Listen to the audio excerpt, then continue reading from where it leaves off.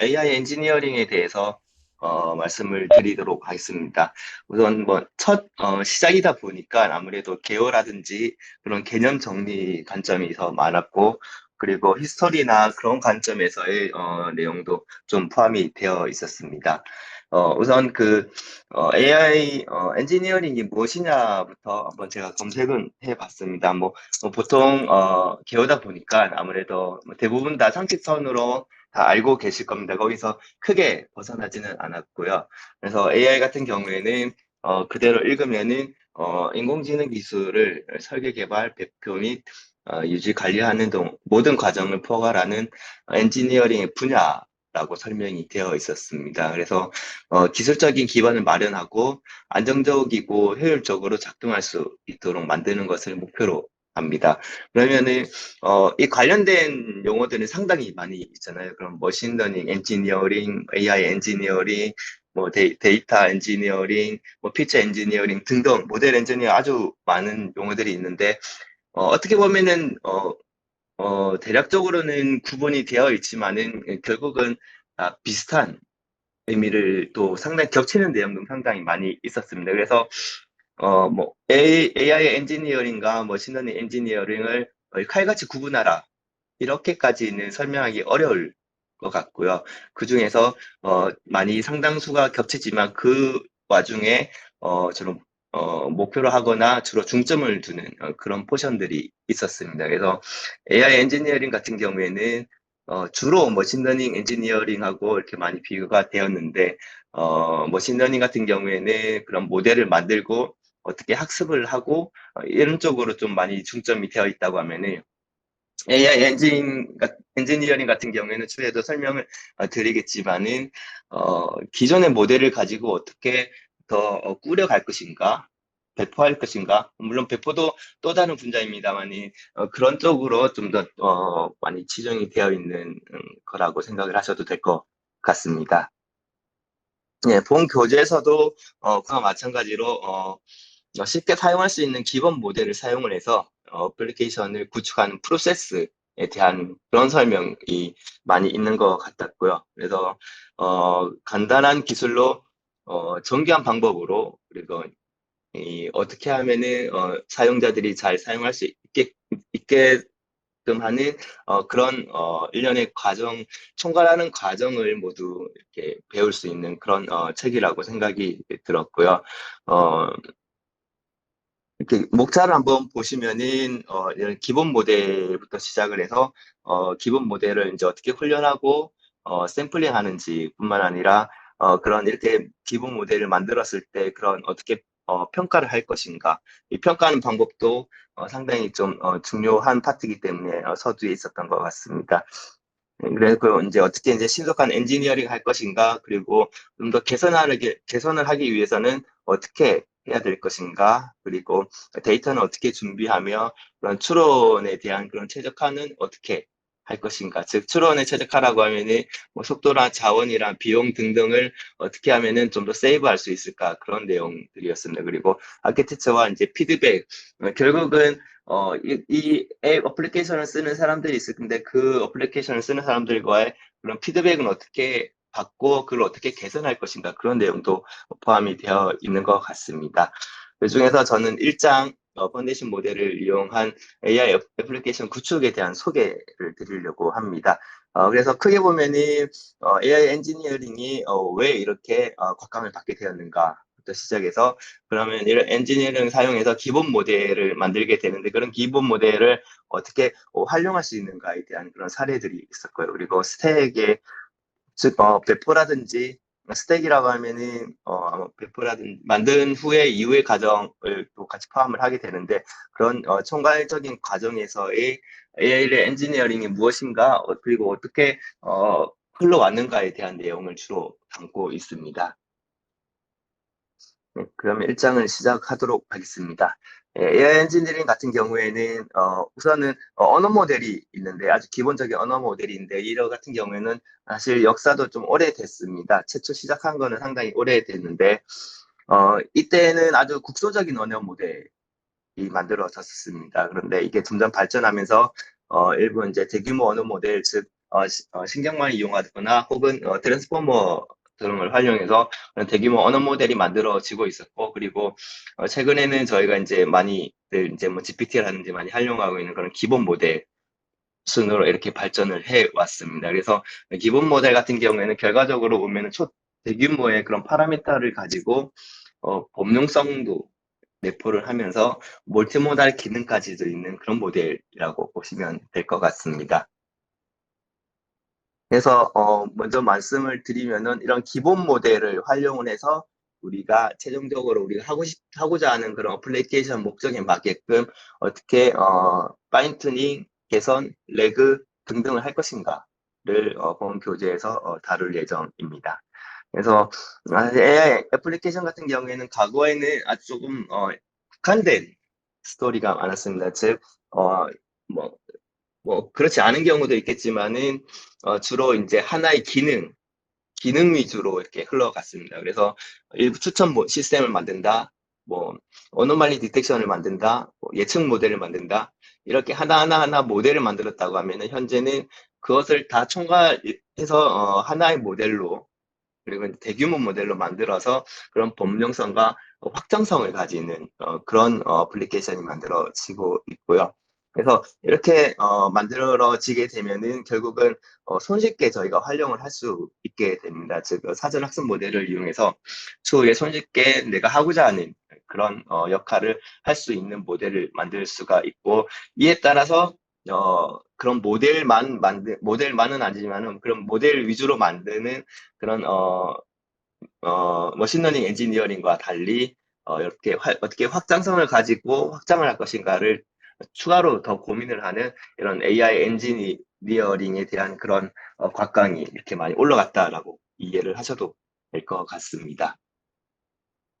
그래서 그러면 언어 이제 제 최초에 위에서 보시면은 먼저 국소적 언어 모델이 있는데, 그럼 언어 모델이 무엇인가를 보았을 때 사전적 의미로 보면은 뭐 텍스트를 통해서 통계적 정보로 인코딩해서 그다음 단어 혹은 문맥을 예측한다라고 이해를 하시면 될 것 같습니다. 즉 여기 보시면은 예시에 보시면은 my favorite color is 뭐, 그 다음에 이제 무언가 이렇게 공란이 있을 때 아무래도 이렇게 뭔가 색깔을 의미하는 그런 단어가 더 들어갈 확률이 높을 것 같습니다. 즉, 뭐 자동차, 뭐 컬러를 물어봤는데 뭐 갑자기 자동차라든지 그런 다른 단어가 나올 확률보다는 아무래도 이렇게 블루라든지 그런 컬러를 예측하는 그런 확률이 훨씬 더 높을 거고요. 그래서 그러면 여기에 들어갈 공란에 들어갈 확률이 높은 그런 단어를 예측하는 것이 이런 언어 모델이라고 생각하면 될 것 같습니다. 그래서 소설에도 아주 옛날에 소설에도 이렇게 등장을 했었고요. 그리고 논문으로도 언급이 된 게, 그러면은 내가 단어를 예측하고 그 단어를 예측하지 못할 확률, 그런 것들을 이제 상관관계를 분석하는 대체 논문도 아주 오래전 1950년에 이렇게 논문이 만들어져서 지금까지도 이런 여기서 나온 엔트로피라는 단어는 지금까지도 잘 활용이 되고 있습니다. 그리고 이렇게 단어를 예측하기 위해서는 뭐 그런 토큰이라든지 토크나이제이션 같은 그런 세분화하는 과정도 많이 포함이 되어 있고요. 이러한 일련의 과정을 통해서 우리가 그 다음 단어가 어떻게 예측이 될 것인가, 그런 것들을 추론하고 있습니다. 그래서 아주 크게 보면은 그런 언어 모델에 한 두 가지 유형이 있다고 이해를 하셔도 될 것 같습니다. 그래서 하나 같은 경우에는 마스킹이라는 기법인데, 마스킹 방법론 같은 경우에는 이런 공란이 있을 때 이 공란에 앞뒤 문맥을 사용해서 이런 빈칸에 어떤 단어가 들어갈 것인가를 예측하는 것이고요. 좀 비교적 초기 모델입니다. 그러면 이 같은 경우에는 현재에는 주로 이제 감성 분석이나 혹은 텍스트 분류 같은 작업에 많이 사용되는 모델이고요. 그리고 지금과 같이 그런 AI 범용적인 AI가 발전하게 된 결정적인 이유 중에 하나가 이제 희귀 언어 모델입니다. 즉 앞에 있는 단어를 시퀀서적으로 이렇게 단어를 예측하는 면서 본인이 훈련한다라고 이해를 하시면 될 것 같고요. 그래서 앞에 있는 단어가 있을 때 그 다음 단어가 어떻게 나올지, 그리고 이 단어가 있으면은 그 다음에 단어가 무엇이 나올지 이렇게 시퀀스적으로 이렇게 예측을 하는 것들입니다. 그래서 제일 마지막에 있는 단어 다음에 나올 이 단어를 예측하는 것이 자가일기 언어 모델이라고 이해를 하시면 될 것 같고요. 그래서 지금 대부분의 가장 선호되는 그런 방법론이 자가일기 언어 모델이라고 생각을 하셔도 될 것 같습니다. 그래서 자가일기 언어 모델 같은 경우에는 가장 큰 힘이 되었던 게 자기 지도학습이라는 셀프 슈퍼바이저라는 기법 방법론이 있기 때문에 더욱더 힘을 받았다고 생각을 하시면 될 것 같습니다. 즉 여기서 가장 이 방법론을 쓰는 가장 큰 이유는 바로 주로 LLM을 다루게 되는데 그때 발생하는 레이블, 즉 앞에 내가 그런 문맥이 있을 때 그에 해당하는 레이블을 무엇을 붙일 것인가. 꼭 LLM 아니더라도 뭐 사진, 이미지도 마찬가지고요. 그런 레이블을 붙이는데 상당히 많은 비용이 들고 훈련하는데도 상당히 많은 노력과 비용이 되게 됩니다. 그런데 자기지도 학습 같은 경우에는 추후에 조금 더 설명을 드리겠습니다만은 이런 레이블을 붙이는데 자연스럽게 자동적으로 자기가 가지고 있는 문맥을 통해서 레이블을 스스로가 붙여 나갑니다. 그렇기 때문에 자기 지도 학습이라고 이렇게 부르고 있습니다. 여기서 보시면은 즉 여기가 인풋이고 여기 아웃풋 레이블이라고 이해를 하셔도 될 것 같고요. 즉 BOS로 이제 문맥이 시작이 될 때 최종적으로는 I love street food라는 그런 문맥이 있는데 이 저희는 이 문맥을 알고 있을 때 그리고 이 제일 처음에 I라는 단어가 튀어나왔을 때 그 다음이 어떤 단어가 나올지에 대한 그런 예측 모델을 만들어야 되는데, 우리가 이 I love street food라는 그런 문맥을 알고 있기 때문에 I 뒤에는 love가 나올 것이라는 그런 레이블을 붙일 수가 있습니다. 그리고 I love를 알고 있으면 그 다음에 어떤 단어가 나올 확률이 높을지에 대한 그런 레이블도 자기가 가지고 있는 문맥을 통해서 그 다음에 스트리트가 나올 수도 있어라고 저희 학습을 할 수가 있습니다. 그리고 그 다음 단어도 계속 마찬가지고, 그리고 마지막에 EOS까지 나오게 되면은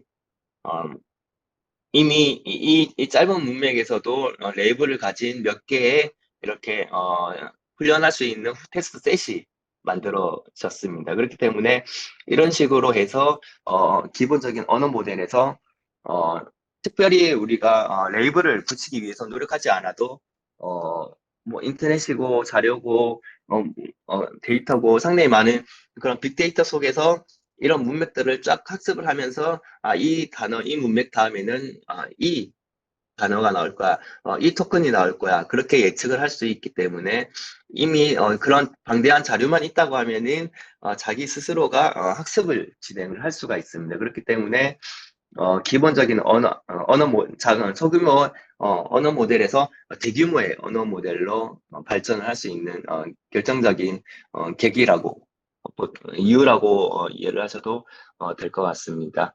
그리고 뿐만 아니라 텍스트뿐만 아니라 이제 추후에는 그리고 지금도 진행되고 있다시피 그런 이미지, 비디오 혹은 전문 지식에 대한 그런 데이터들도 통합적으로 처리를 할 수 있는 멀티모달이 많이 이렇게 진행이 되고 있습니다. 그리고 이러한 멀티모달 같은 경우에도 마찬가지로 자기 회계 학습 모델을 만들 수가 있고, 그걸 기반으로 해서 우리가 큰 노력과 비용이 없어도 그에 대해서 마찬가지로 우리가 학습을 진행을 해 나갈 수가 있습니다.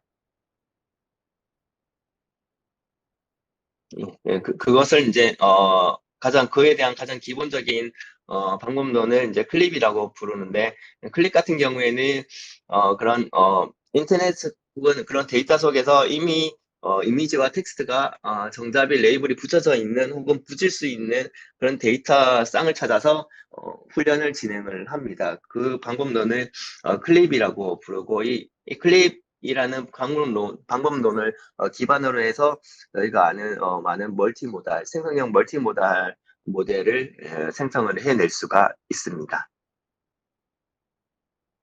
네, 그리고 이런 그런 모델을 뭐 제미나이든 GPT든 그런 모델을 이제 기본 모델이라고 부르면은 이런 기본 모델을 어, 결국 가장 힘이 받는 것은 이제 범용 모델입니다. 그래서 이 범용성을 충분히 확보하기 있기 때문에 이렇게 폭발적으로 이렇게 인기를 받을 수가 있는데 여기에서 막상 유저가 사용하다 보니까 너무 범용성이다 보면은 자기만의 특화된 그런 모델을 또 요구를 하는 케이스가 아마 대부분일 것입니다. 그러면 이렇게 가면은 그럴 경우에는 어떻게 어, 개발자 혹은 유저가 대응을 해야 될까에 대해서도 대부분 다 알고 있으실 것 같은데요. 그래서 첫 번째 방법은 이미 그런 만들어진 모델에 대해서 대응할 수 있는 그런 프롬프트 엔지니어링을 이 있고 그리고 여기에 대해서 일부 지침, 예시를 포함시켜서 저희 훈련하거나 혹은 질문을 던질 수 있는 푸샷 학습이 있을 수 있습니다. 그리고 뿐만 아니라 최근에도 상당히 기술력이 많이 올라간 검색 증강 생성, 즉 레그를 이용을 해서 그에 대해서 어, 자기만의 필요한 그런 미세 조정을 할 수 있는 그런 방법론이 있다고 보시면 될 것 같습니다. 그래서 만약에 가정을 하는데 이러한 기본 모델이 없다고 하면은 처음부터 아주 어, 큰 비용과 큰 리소스와 그런 시간을 투자해야만 내가 원하는 만큼의 그런 수준을 가지는 그런 모델을 만들 수 있을 것입니다. 즉, 너무 특화된 자기만의 어, 자그마한 모델을 처음부터 만들 수도 있겠지만은 일반적으로 보면은 그런 기본 모델에 내가 특화할 수 있는 그런 자료를 더한다거나 아니면 프롬프트 엔지니어링 한다거나 그렇게 했을 경우 일반적으로 그런 개발 비용이라든지 혹은 출시 시간이라든지 이런 것들을 훨씬 더 단축시킬 수 있다라는 것을 설명을 하고 있습니다. 그러면 지금까지 쭉 설명을 드렸고 사실은 제일 첫 장에 이제 AI 엔지니어링이 무엇인가에 대해서도 한번 언급은 드렸습니다만 한 번 더 이렇게 어, 리바이벌 하자고 하면은 그러면은 AI 엔지니어링이 진짜 무엇인가 그리고 어떻게 다른가 다른 엔지니어링과 어떻게 다른가에 대해서 이제 저희가 이제 배워볼 수 있을 것 같습니다. 그래서 어, 흔히 뭐 AI 엔지니어링 혹은 뭐 MLOps라는 그런 단어도 많이들 사용하고 있는데 어, 가장 기본적으로 가장 큰 맥락은 전통적인 머신러닝 같은 경우에는 어떻게 보면은 데이터로 해서 이제 기인을 해서 데이터를 기반으로 약간 무에서 유를 창조하는 무는 아니죠. 데이터에서 의미 있는 그런 어플리케이션을 만드는 과정이라고 보시면 될 것 같고요. AI 엔지니어링 같은 경우에는 기존에 있는 모델을 활용해서 좀 더 목적에 맞게끔 튜닝을 하고 개선을 하고 혹은 어, 리소스를 줄이면서도 이것을 활용할 수 있는 그런 방법을 찾는 그런 역할이 좀 더 주된 목적이라고 이해를 하셔도 될 것 같습니다. 그리고 이렇게 AI 엔지니어링을 더 잘 하기 위해서는 아무래도 그런 AI 기능의 발전이 우선적으로 이렇게 필연적으로 있었고요. 그리고 뭐 당연한 겁니다만은 그런 AI에 대한 투자도 회사 입장에서의 그런 투자도 상당히 많이 이루어져야 될 것 같다라고 책에서 언급을 하고 있습니다. 즉 이렇게 AI에 대한 투자가 어, 아주 적극적으로 이렇게 대응하는 회사 같은 경우에는 그런 실적에서도 어, 꽤 괜찮은 실적을 보이고 있다. 통계적으로 보이고 있다라고 그렇게 책에서는 설명을 하고 있었고요. 그리고 이렇게 더 많이 활용을 하기 위해서는 아무래도 기존에 혹은 머신러닝 같은 경우에는 머신러닝 언어를 아는 사람들이 그것을 이제 리드를 해 나갔습니다. 하지만은 이렇게 대중화가 되면서 기본 모델이 활성화되면서 꼭 파이썬이라든지 그런 언어들을 모르더라도 충분히 어, 자기가 달성하고자 하는 그런 목적의 어플리케이션을 만들 수 있다라는 거 이제 이해를 하셔도 될 것 같습니다. 그리고 이게 점점 많아지고 있는데 그런 서비스를 개발한 사람이 벌써 한 1,900만 명으로 추산이 되고 있고 계속해서 증가할 것으로 예측이 되고 있습니다. 그러면은 이렇게 기본 모델을 활용을 해서 과연 우리가 어떤 어플리케이션을 만들 수 있을지에 대한 그런 사례 위주로 이렇게 설명을 하고 있었고요. 그리고 AWS 같은 경우에는 고객의 경험이라든지 생산성 향상이라든지 프로세스 최적화 세 개의 범주로 나눠서 분류를 하고 있고, 그래서 어릴리 같은 경우에는 뭐총 8가지로 구분을 하고 있습니다. 즉 코딩, 분석, 고객 지원, 마케팅 카피, 여기 그 외에 이제 다른 카피들, 그리고 R&D, 웹 디자인, 예술 분야, 이렇게 총 8가지 분류를 나누어서 이렇게 기본 모델을 활용할 수 있다라고 이렇게 하고 있고요. 그래서 소비자뿐만 아니라 기업 모두가 이렇게 범용성 있게 그리고 확장성 있게 이렇게 사용할 수 있는 그런 기본 모델이 발전을 해 왔고 더욱더 발전해 나갈 것 같습니다. 네, 보셔도 상당히 거의 생활 전반적으로 혹은 회사 입장에서는 업무 전반적으로 모든 분야에 다 사실은 투입이 될 여지가 있고요. 그리고 뭐 특정 분야에 대해서는 이미 잘 활용을 하고 있는 분야도 상당히 많이 있는 것 같습니다. 그래서 그러면 얼마나 많이 이렇게 사용이 되고 있냐에 대해서 이제 옵션스 개념에서 이렇게 통계를 내 보았는데 상당히 많이 되고 있는데 코딩에서 많이 활용을 하고 있는 것 같고요. 그리고 챗봇으로도 많이 활용이 되고 있고 이미지나 비디오의 생성 또한 상당히 많이 활용을 하고 있습니다. 그리고 여기 있는 자료만 보면은 교육이라든지 혹은 라이팅이라든지 워크플로우 이제 업무 생산성 향상 같습니다. 이런 분야에서도 점점 상대적으로는 좀 작은 포션을 가지고 있지만은 제 생각으로는 이 파이 자체가 급격하게 많이 증가하고 있을 것 같습니다. 그렇기 때문에 AI 애플리케이션을 위한 그런 AI 엔지니어링의 역할이 더욱더 커질 것으로 생각이 듭니다. 코딩 같은 경우에는 뭐 저희가 흔히 아시다시피 코딩을 위해서 이러한 GPT라든지 아니면 코파일럿이라든지 그런 것들 상당히 많이 활용을 하고 있고요. 뭐 이거 제가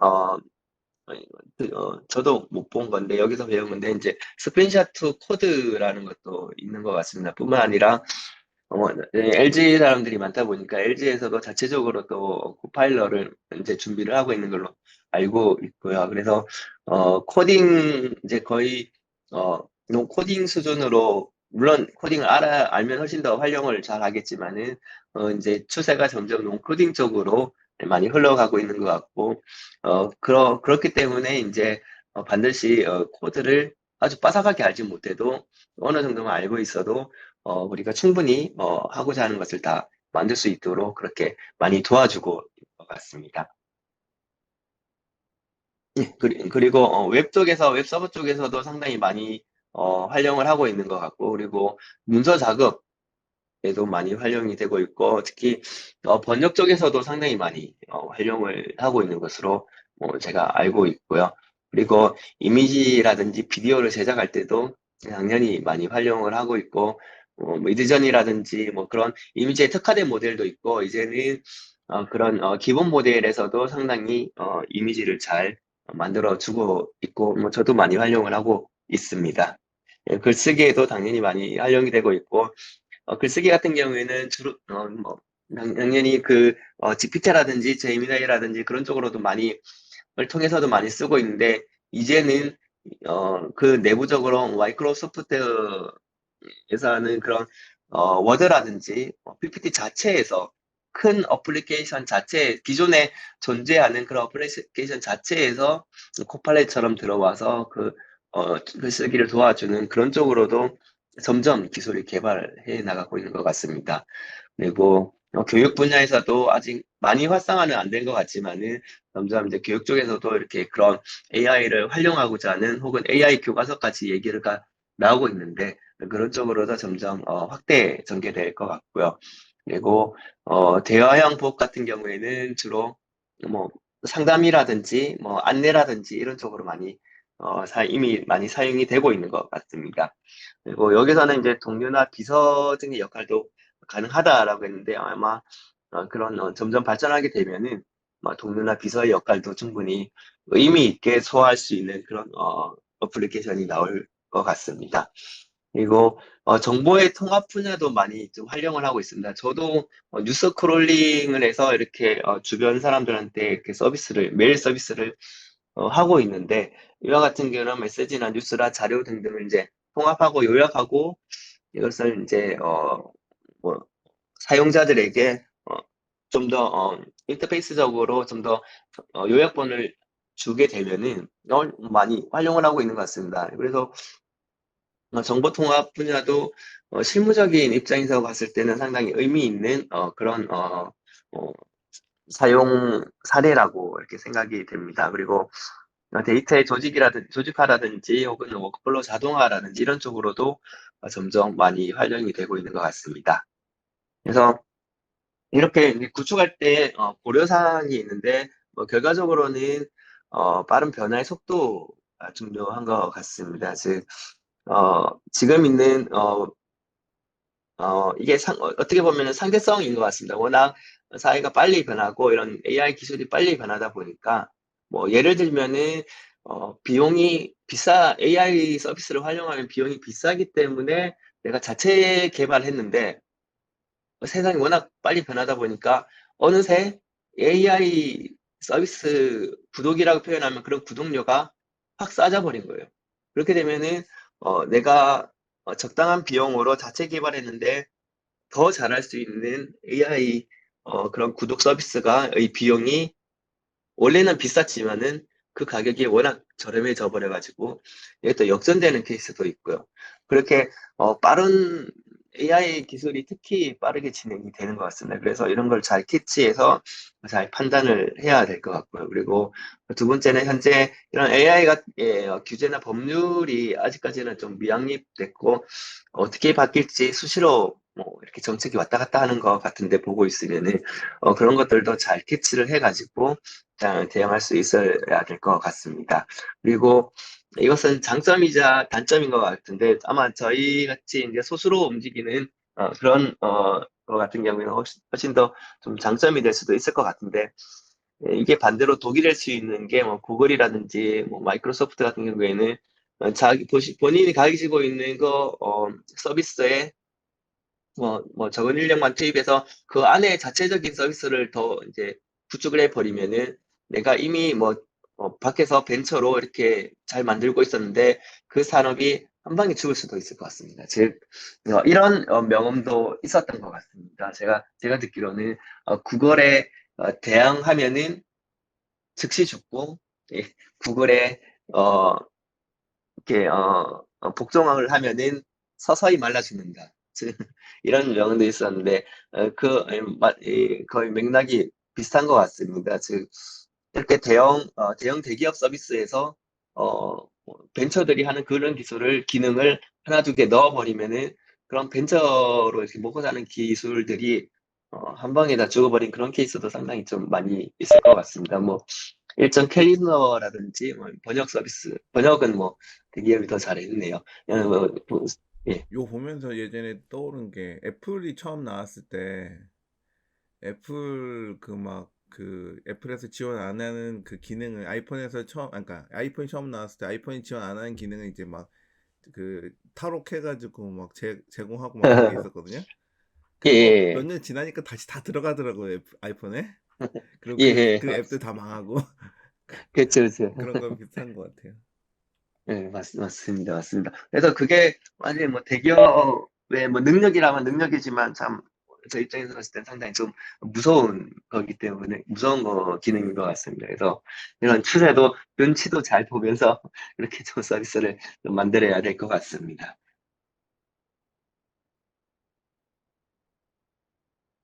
예.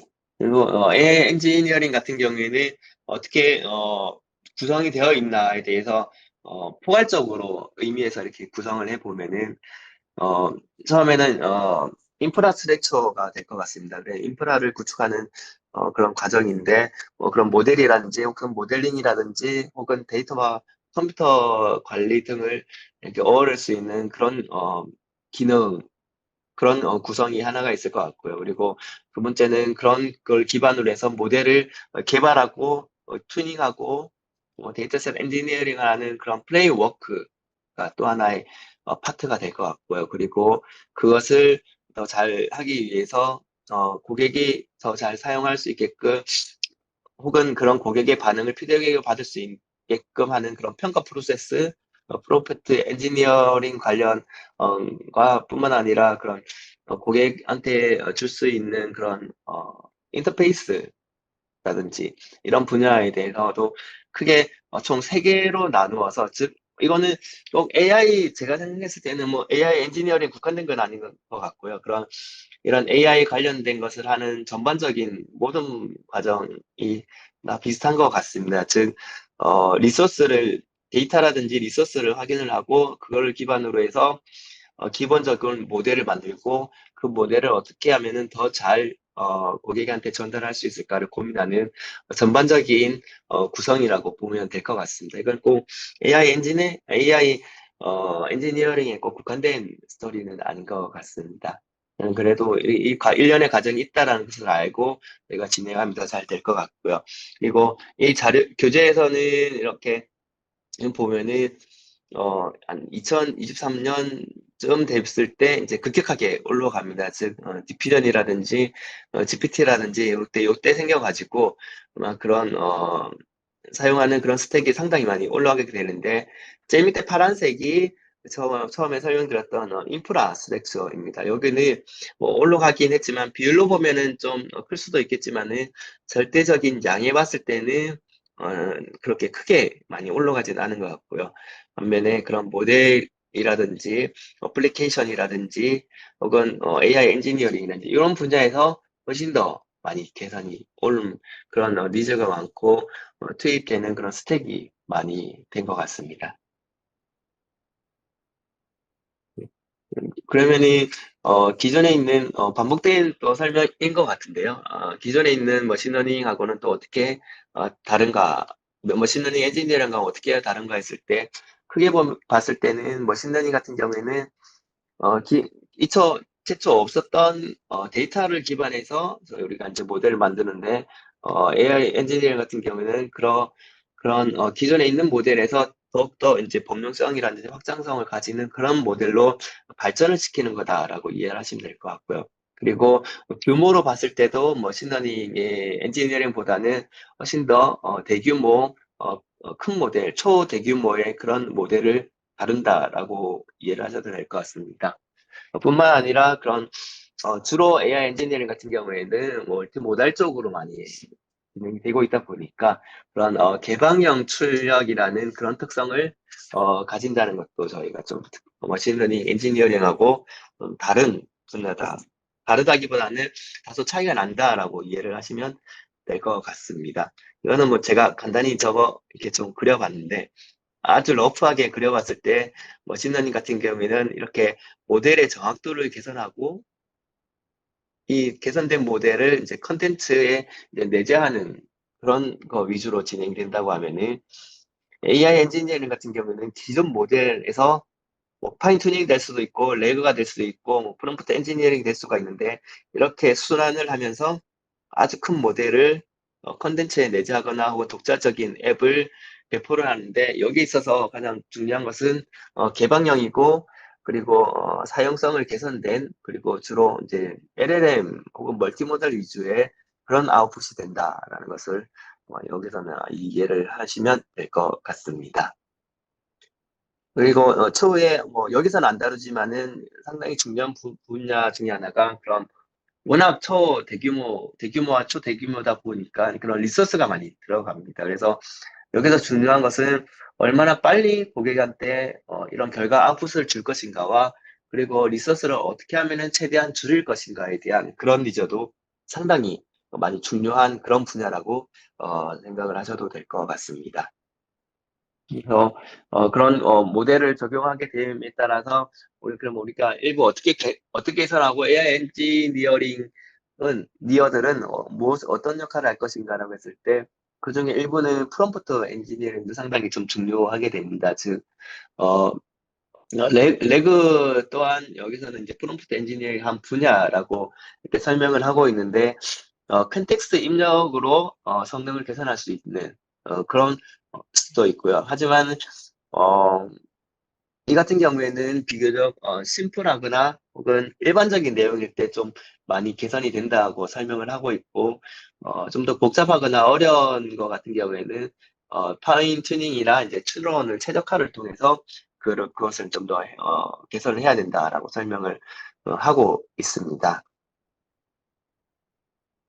그래서 이제 모델링과 훈련과 이제 데이터셋 엔지니어링 그리고 추론의 최적화에 대해서 이제 구성이 되어 있는데 이것을 이제 어떻게 하면 좀 더 잘 할 수 있을까에 대해서 AI 엔지니어링은 이제 계속 고민을 해야 되는 역할이고요. 그래서 이제 데이터셋 엔지니어링도 어, 어떻게 보면 전반적인 부분을 다 아울러서 알아야 되는 파트 같습니다. 그래서 데이터셋 또한 이런 품질 개선에서 상당히 중요한 역할을 하고 있기 때문에 이런 데이터셋 엔지니어링에서도 많이 이렇게 하되 기존에는 이제 머신러닝 같은 경우에는 어, 이제 특징 피처 엔지니어링 중심으로 갔다라고 보면은 이런 AI 엔지니어링에서 주로 사용되는 기본 모델 같은 경우에는 그런 전처리와 이제 중복을 제거하고 토큰하고 그런 쪽으로 좀 더 품질 향상에 좀 더 초점을 두고 있다. 즉, 머신러닝 엔지니어링 같은 경우에는 가지고 있는 데이터에서 어떤 특징을 가지는가를 EDA 관점에서 본다고 하면은 기본 모델에서는 그런 것들을 다 축소를 하거나 의미 있는 것만 쏙쏙 뽑아낼 수 있는 그런 데 좀 더 치중을 한다라고 이해를 하시면 될 것 같습니다. 물론 둘 다 겹치는 부분도 있을 건데 주로 그런 쪽으로 다 역할을 한다라고 이해를 하시면 될 것 같습니다. 그리고 추론 최적화 같은 경우에는 이렇게 추론을 일련의 과정에서 얼마나 더 빠르고 얼마나 더 저렴하게 이렇게 진행을 할 수 있을까에 대해서 고민을 하는 그런 파트가 될 거고요. 그렇게 되면은 뭐 양자화라든지 정류라든지 분해라든지 뭐 디코드 혹은 모델을 알고리즘까지도 이렇게 아울러서 알아야 진짜 의미 있는 추론의 최적화가 진행이 될 것 같습니다. 그래서 사실 머신러닝 같은 경우에는 뭐 이렇게 모델을 만드는데 좀 더 집중이 되어 있고요. 그리고 기본 모델을 구축하는 AI 엔지니어링 같은 경우에는 그런 어, 양, 실제로 이제 있는 모델을 개선을 하고, 어떻게 개선하고, 얼마나 더 오히려 대규모다 보니까, 워낙 크다 보니까 축소하고, 그런 잘 추론할 수 있을까, 이런 쪽 분야에 좀 더 최적화가 되어 있다라고 이해를 하셔도 될 것 같습니다. 그리고 애플리케이션을 만들 때도 아무래도 그런, 머신러닝, 머신러닝 엔지니어링 같은 경우에는, 어, 독자적인 모델을 사용해서 이제 애플리케이션을 구축하는 사례가 많이 있는데 AI 엔지니어링 같은 경우에는 그와 반대로 이제 기본 모델에서부터 파생이 되기 때문에 여러 팀이 동일한 모델을 기반으로 해서 제일 마지막에 애플리케이션을 개발하는 최종 단계에서 이렇게 차별화를 두는 그런 파트가 좀 많다고 설명을 하고 있습니다. 그래서 이것을 좀 더 유념하면서 저희가 개발이 이루어져야 될 것 같고요. 여기에 대해서는 중요한 것이 어떻게 평가를 할 것인가, 어떻게 프롬프트 엔지니어링 할 것인가, 그리고 어떻게 고객에게 잘 전달을 할 것인가에 대한 그런 고민을 많이 하게 됩니다. 그래서 평가 같은 경우에는 아무래도 AI 엔지니어링에서는 적합성과 작동성 개념에서 좀 많이 개선이 되어야 됩니다. 당연히 더 잘 맞추는 더 적합한 모델을 선택하는 것은 가장 베이스이고요. 그리고 어, 그런 일련의 과정이 진행되는 과정을 어, 평가하는 그런 평가 방법도 포함이 되어야 된다가 이 책에서 주로 설명을 하고 있었습니다. 즉, 머신러닝 같은 경우에는 예를 들면은 어노멀리 디텍션에서 어노멀리를 얼마나 몇 프로 더 잘 개선할 것인가.